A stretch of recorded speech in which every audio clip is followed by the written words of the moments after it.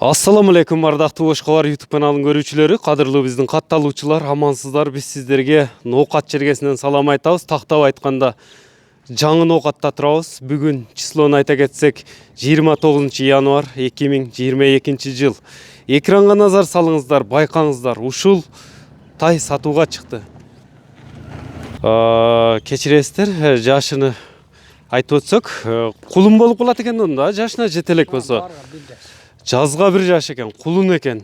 Кайсы жерден алып келинген эми бул кулун? Бишкектен алып келген. Бишкектен алып келинген экен. Аралашпы? Российский атасыбы же энесиби? Энеси российский. Энеси российский, атасы Карабайырбы? Чүйдүн жылкысы экен да түбү. Чүйдөн алып келинген экен, кулун сатууга коюлуптур туугандар. Ошондо кайсыл айларда 1 жаш болуп калат бул? Майский кулунбу же? Майскийби? Майский кулун экен. Кулун жакса ээси менен байланышыңыздар, баасын айтабыз туугандар. Мындай колго жоош элеби өзү?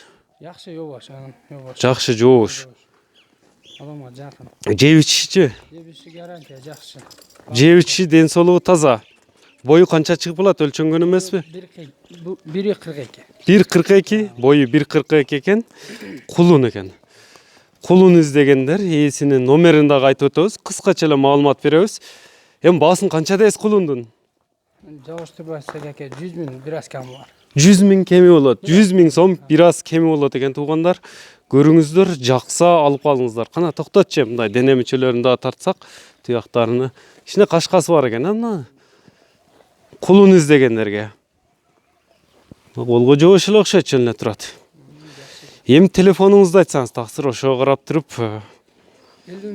0550 менен 65 02 07. 65 02 07. WhatsApp иштейт, а? Бу Мегаком. Мегаком. WhatsApp номерди дагы айтып коюң. Көбүнчө WhatsApp'тан чалышат. WhatsApp 0222 0222 менен WhatsApp 444 444 394. 394 номери менен байланыша бересиздер. Кулун издегендерге мына эркек кулун жашына жете элек туугандар. Ноокат району жаңы Ноокат айыл өкмөтүнөн сатууга чыкты. Сиздерден лайк басып бөлүшүп коюңуздар.